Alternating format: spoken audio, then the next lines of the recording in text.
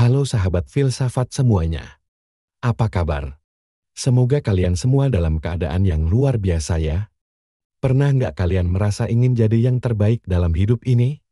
Entah itu di sekolah, kuliah, karir, atau bahkan di media sosial, tapi kenapa ya? Sepertinya semua orang punya dorongan yang sama untuk jadi nomor satu. Hari ini, kita akan membahas mengapa manusia selalu ingin jadi yang terbaik, dan apa kata para filsuf tentang ambisi ini.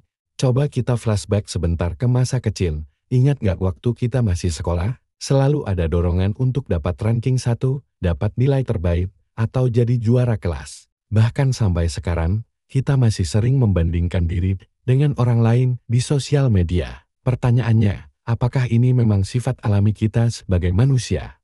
Atau ini cuma karena kita hidup di masyarakat yang terlalu kompetitif? Nah, mari kita lihat apa kata Aristoteles tentang ini. Filosof Yunani yang satu ini bilang bahwa setiap manusia itu punya tujuan akhir yang namanya eudaimonia atau kehidupan yang baik. Menurut dia, kita semua punya potensi dan kodrat kita adalah untuk mengembangkan potensi itu sampai maksimal. Jadi kalau kamu rajin belajar dan pengen jadi top performer, itu bukan sekadar ambisi loh, itu bagian dari proses kamu jadi manusia yang utuh. Tapi tunggu dulu, ada pendapat yang lebih ekstrem dari Friedrich Nietzsche. Dia bilang manusia punya dorongan yang namanya will to power atau kehendak untuk berkuasa, bukan cuma soal politik ya, tapi lebih ke dorongan untuk terus berkembang dan mengalahkan kelemahan diri sendiri, kata Nietzsche.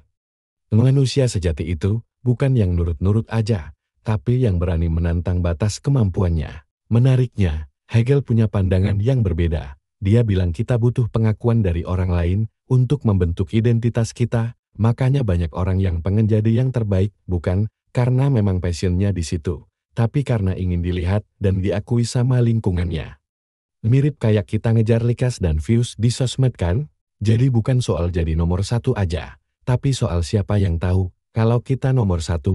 Dan Paul Sartre nambahin perspektif yang bikin kita mikir. Dia bilang manusia itu bebas menciptakan dirinya sendiri, tapi kebebasan ini juga bisa bikin cemas.